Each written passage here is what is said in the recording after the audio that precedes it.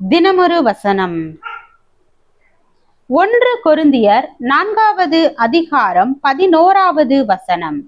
இந்நேரம் வரைக்கும் பசியுள்ளவர்களும் தாகமுள்ளவர்களும் நிர்வாணிகளும் குட்டுண்டவர்களும் தங்க இடமில்லாதவர்களுமாயிருக்கிறோம். விளக்கம். அவர் கர்த்தருக்காக வைராக்கியமாக வாழ்கின்ற ஒரு விசுவாசி. கர்த்தருக்கு பிரியமான விதமாக வாழ்ந்து அநேகரை கர்த்தருக்கு நேராக வழி நடத்துகிறவர். ஆனால் சரீரத்தில் பல பலவீனங்கள், வாழ்க்கையில் பல போராட்டங்கள், பொருளாதார நிலையில் வலிமையின்மை. இயேசுவுக்காக இவ்வளவு தியாகமாய் பணி செய்கின்றீர்களே, பின்னர் ஏன் உங்கள் வாழ்க்கையில் இத்தனை சோதனைகள் என்பது அவருக்கு நெருங்கிய சிலரின் கேள்வி. ஆனால் அந்த கேள்விகள் அவரை பாதிப்பதில்லை.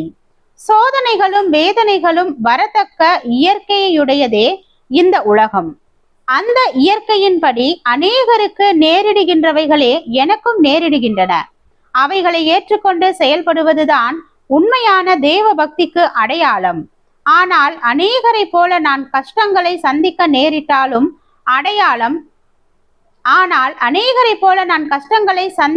நேரிட்டாலும் அநேகரை போல நான் சோர்ந்து போவதோ நம்பிக்கை இழப்பதோ இல்லை.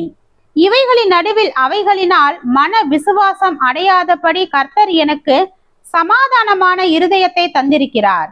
அதுவே வித்தியாசம் என்று அமைதியாக பதிலளிப்பார். தேவ பக்தியுடன் வாழ்ந்த யோசேப்பும் தாவீதும் இந்த பூமிக்கு உரிய இயற்கையின் விளைவான சோதனைகளுக்கும் பிரச்சனைகளுக்கும் முற்றிலும் விதிவிலக்கு பெற்று வாழவில்லை. பலவித சோதனைகளின் நடுவிலும் அவர்கள் கர்த்தருக்கு பிரியமாக வாழ்வதில் நிலைத்திருந்தார்கள். உலகத்தையே அசைக்கத்தக்கதான வல்லமையுடன் செயல்பட்ட அப்போஸ்தலனாகிய பவுல் பலவித உபத்திரவங்களை சகித்து கொண்டுதான் தேவனுடைய பணியை செய்ததை வேதத்தில் பார்க்கிறோம். இவர்கள் எல்லாரும் தேவ பக்திக்கு பதிலீடாக விசேஷ சலுகைகளை கேட்கவில்லை.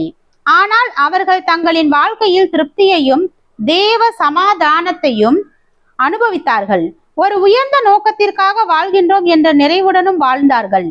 சில நேரங்களில் அல்லது சில சூழ்நிலைகளில் மற்றெல்லா மக்களும் சந்திப்பது போன்ற இந்த பூமிக்கு உரிய போராட்டங்களை சந்தித்து கொண்டே நாம் தேவனுக்காக பக்தியுள்ள ஒரு வாழ்க்கையை வாழ்வது தேவனுடைய சித்தமாக உள்ளது.